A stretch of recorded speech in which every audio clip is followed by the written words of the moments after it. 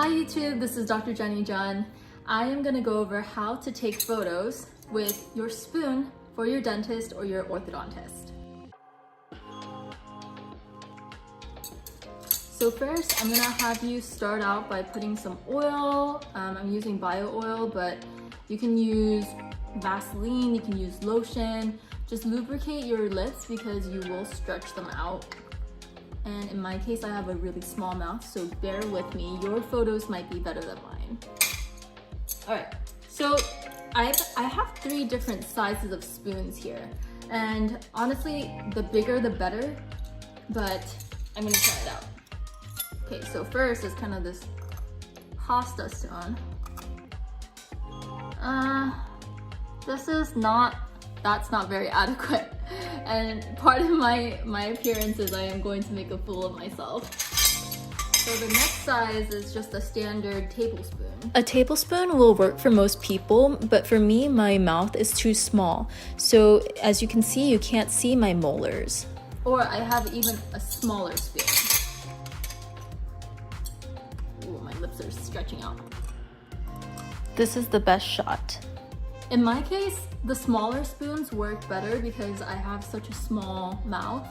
And so if you have a small mouth or if you're a little kid, then probably going toward the smaller spoons. This is not quite a teaspoon, but it's probably maybe slightly smaller than a standard tablespoon. This one's a standard tablespoon, so in comparison.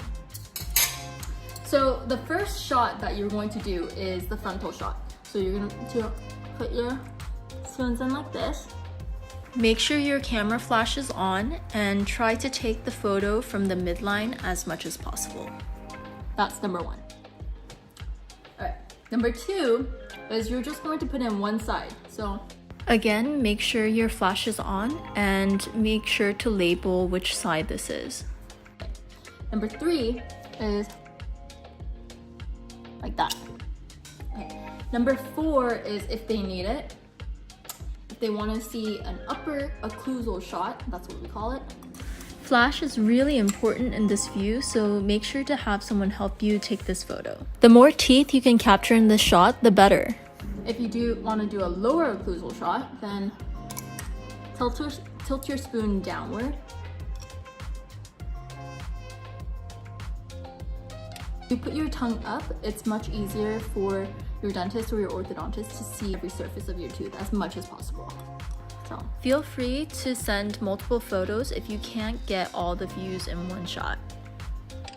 When you're taking these photos, make sure that your flash is on because without lighting, you can't really see anything, and it's very easy for it to be very dark inside your mouth. So make sure the flash is on, have someone help you, and I'm sure you will get even better photos than I do. So a word of advice is when you're taking your side shot, try to make it as parallel to your teeth as possible, meaning turn as much as possible without compromising the photo shot. So like this, and then like this. So that is how you take good dental photos for your dentist or your orthodontist. If you have any emergencies, if you have any progress photos that you need to submit to your orthodontist, these are the ways that you would be able to take the best photos. So if you liked this video, please like and subscribe, and I will bring you more videos very soon. Thank you for watching. Bye.